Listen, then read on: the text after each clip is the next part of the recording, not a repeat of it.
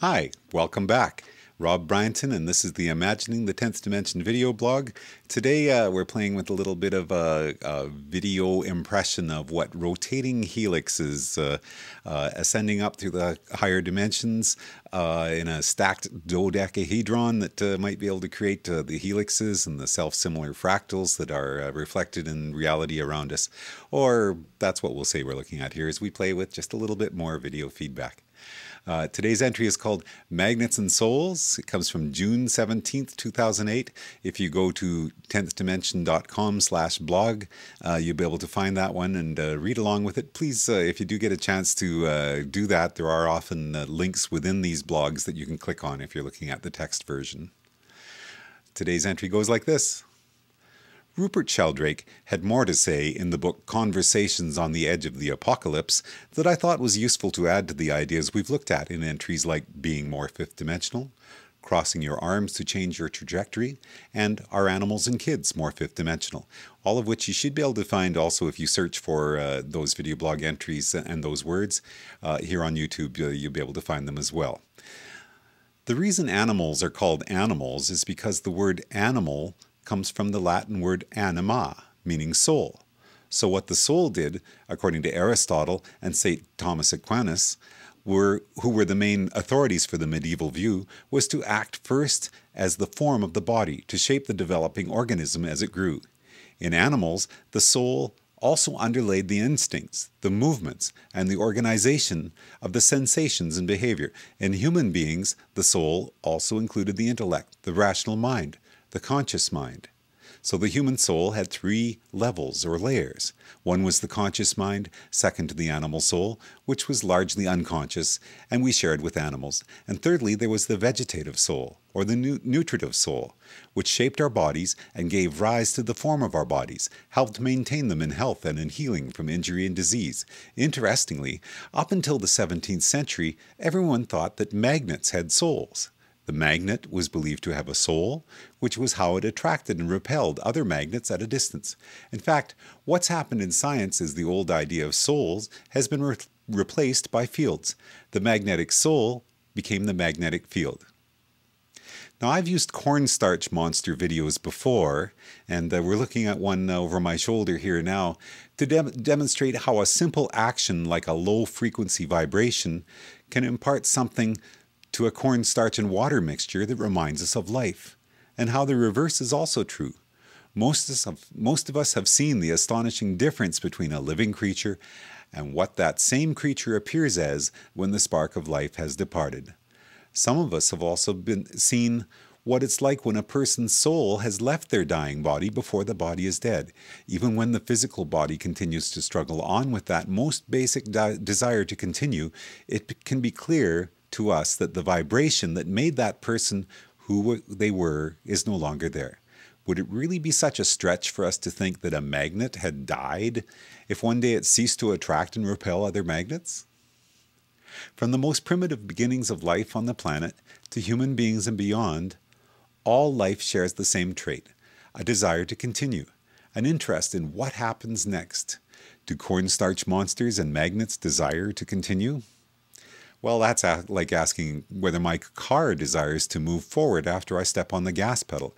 Animation, movement that is not the same as anima. Life or soul is the definition of that word. So while things that are alive move, things that move are not necessarily alive. Still, it's interesting to think about a time not very many centuries ago when it was believed that magnets had souls, and to apply that idea to what I've been talking about here. How something as simple as a meme-based vibration pattern across dimensions could be what imparts, using constructive interference with physical reality, the anima to living things. All of this also strongly relates to the current bestseller I've just finished reading, My Stroke of Insight by Dr. Jill Bolt Taylor.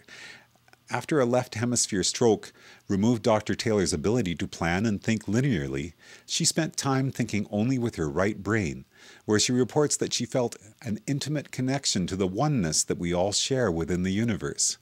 I recommend this book highly because it touches upon so many of the things I've talked about with this project. how souls can be thought of as coming from different energy, vibration, meme patterns, interlocking together to create what we each think of us as a unique me, and how some people create energy which other people are drawn to and inspired by, while other people seem to suck the energy out of a room.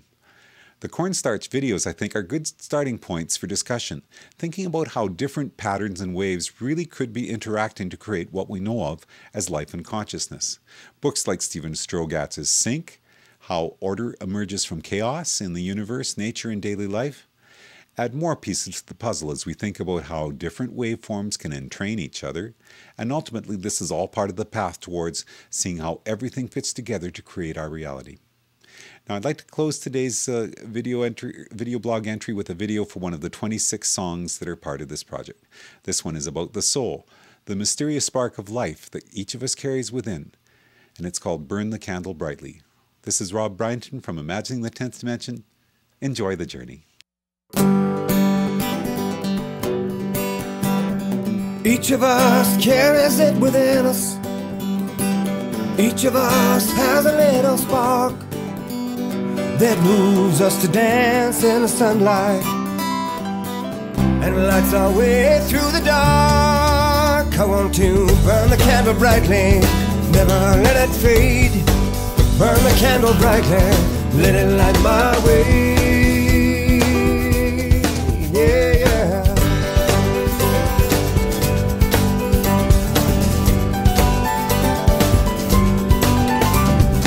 Each of us tends to a fire that burns so dim or so bright. Some like a blaze in all its glory, some like a flicker in the night. I want to burn the candle brightly, never let it fade. Burn the candle brightly, let it light my way. Some go gently to the darkness, some will rage to the end.